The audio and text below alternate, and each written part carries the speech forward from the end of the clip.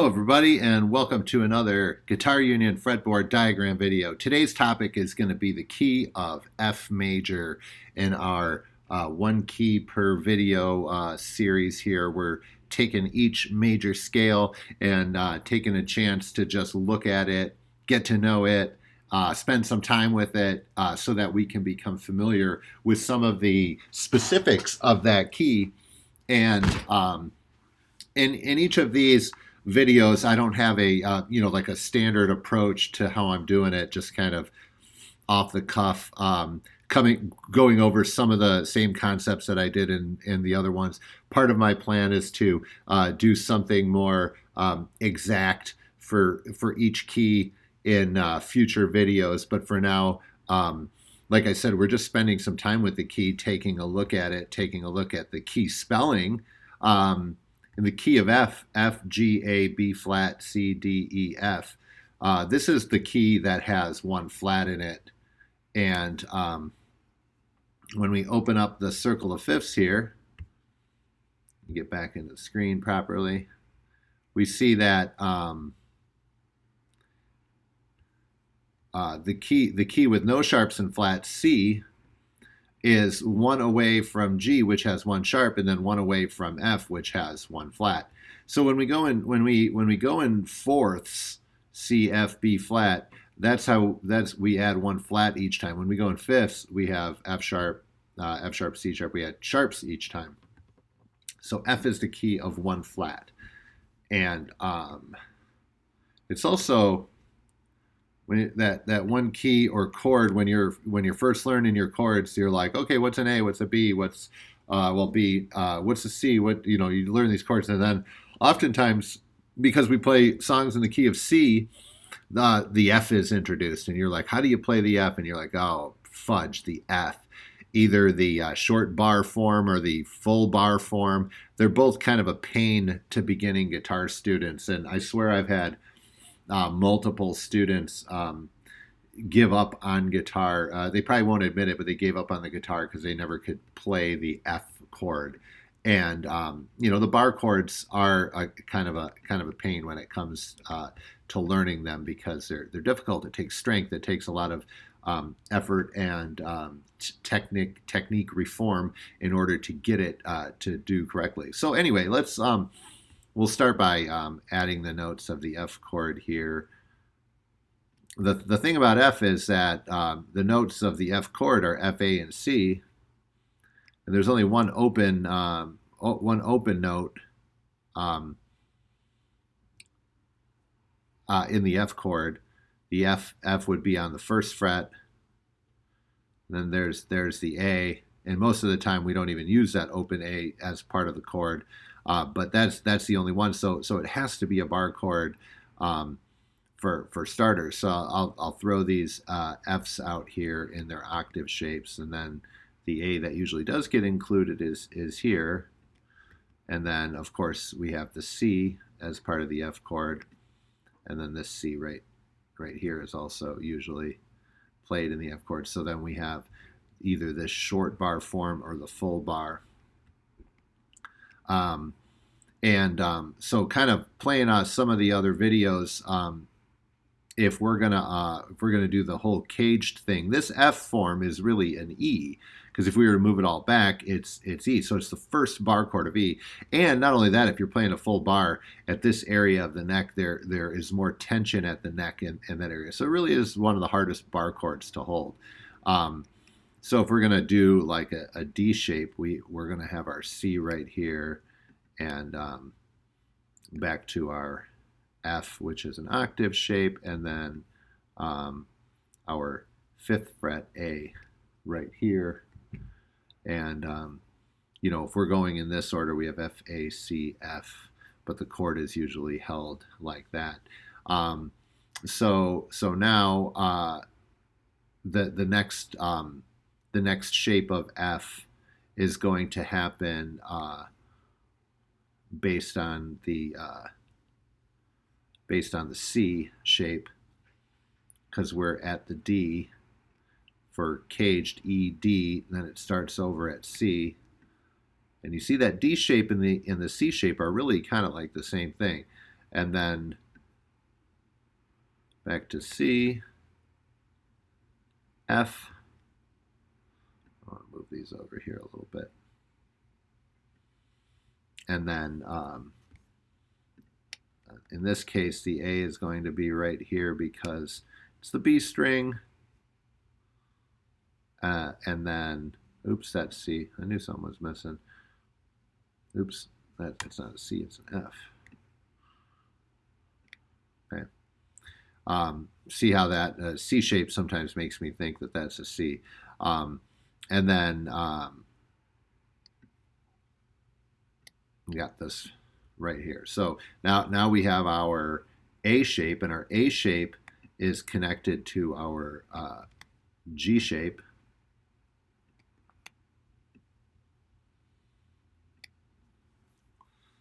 And then we're back to where we started. If I were to take all of these, we have our chords, all of our chords. So now after F comes G.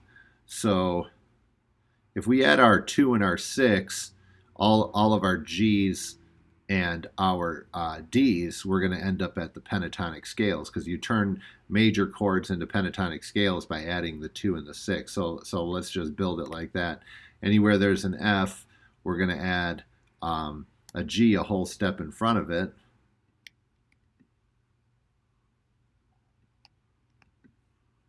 And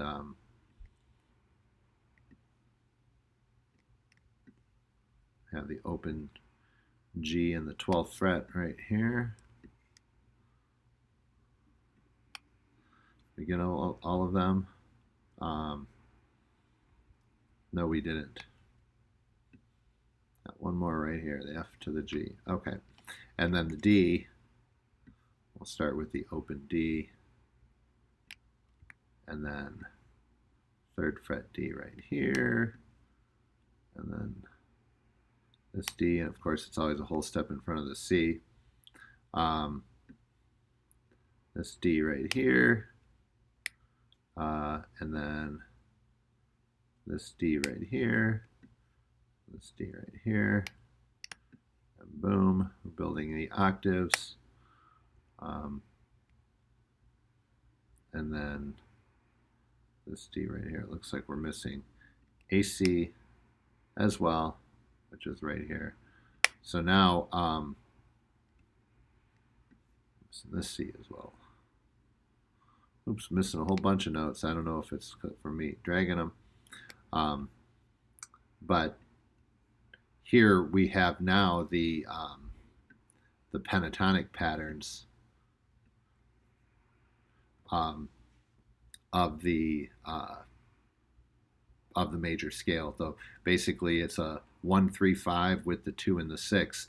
And so from there, if we add the 4 and the 7, we're going to end up with the full major scale. So now we have B flat here.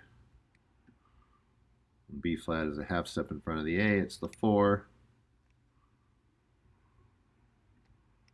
Of course, the 4 is right across in front of the root,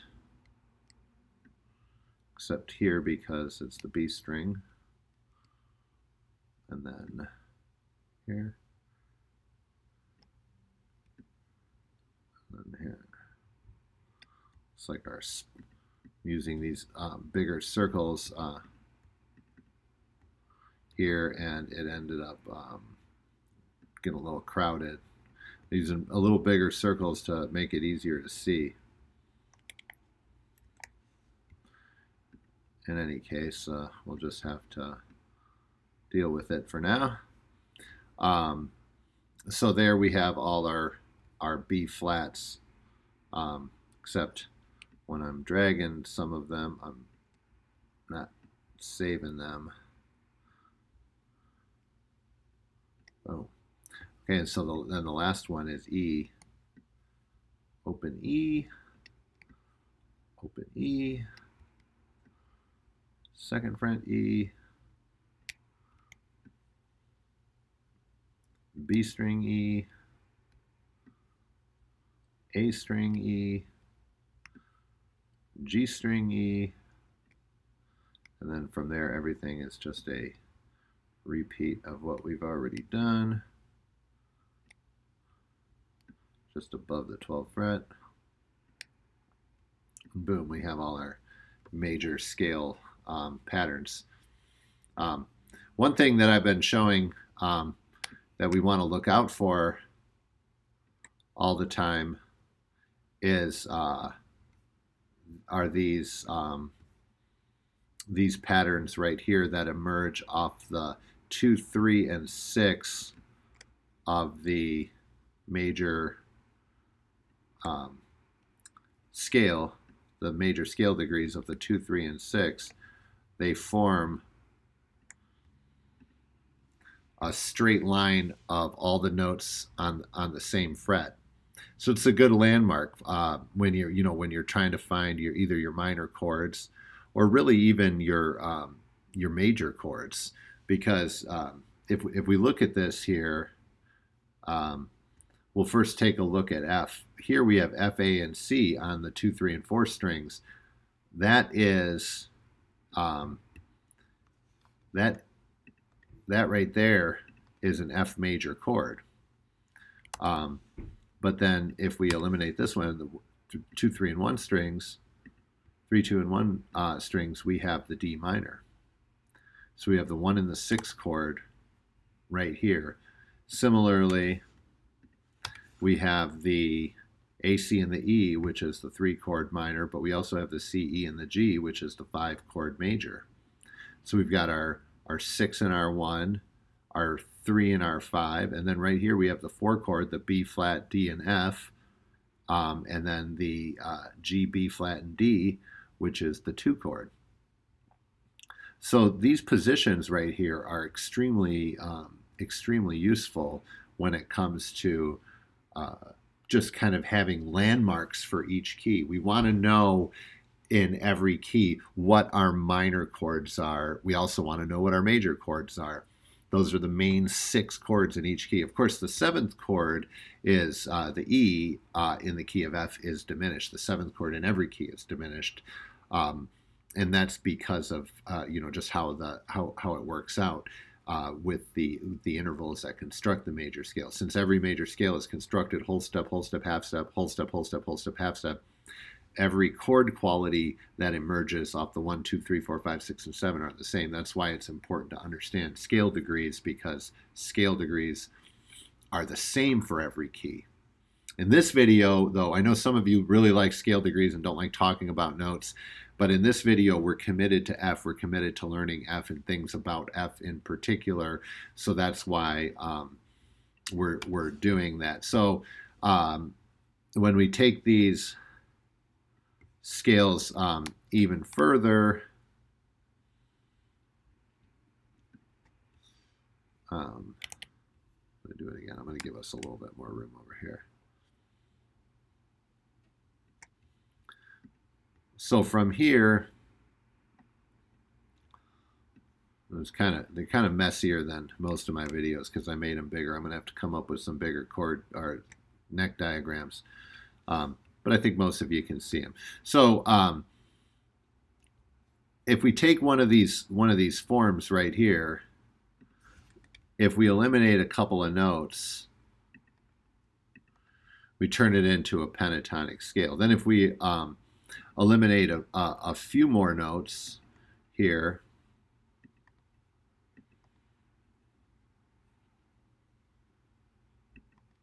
then we've turned it into a B flat major chord right here. So our major chord is right there. But see, remember how I said if we keep these 3, the G, B flat, and D,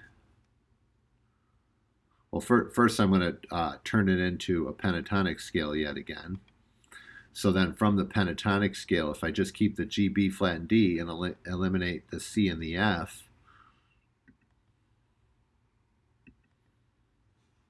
now we have notes of the G flat right here. So within each of these forms, we have the one chord, and then or this would be the four chord and then the two chord. So if we do that, so we have one major chord and one minor chord buried within each of these shapes right here. I think these are probably some of the most useful shapes for remembering the fretboard. Here we have the 5 chord of C and the 3 chord of A within this set right here. First, I'm going to turn it into a pentatonic scale and then copy it. And then here, if I eliminate the D and the G, we have the notes of the A minor chord. If I eliminate the A and the D,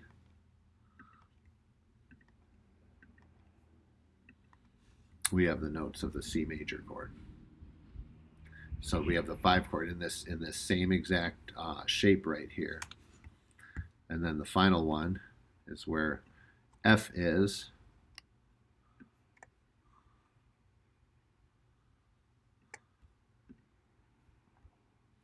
If I first turn it into a pentatonic scale, then I'm going to copy this. If I want it, if I want it to be an F chord, I've got to eliminate the D and the G.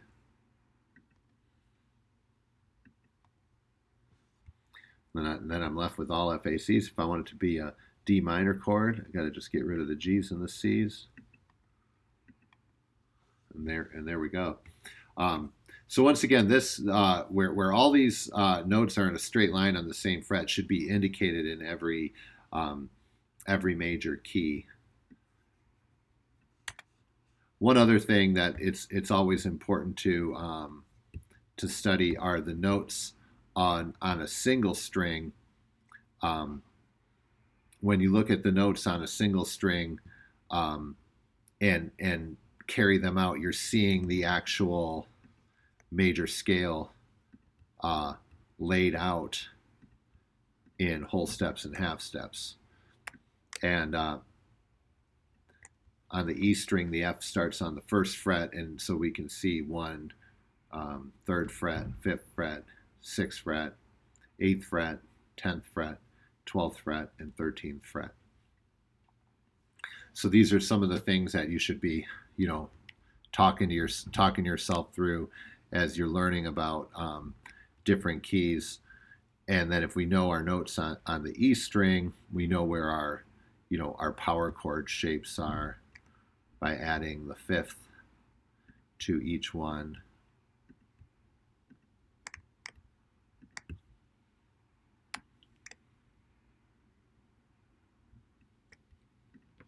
Got F power chord, G power chord, A power chord, B flat power chord, C power chord, D power chord, diminished, and another F power chord.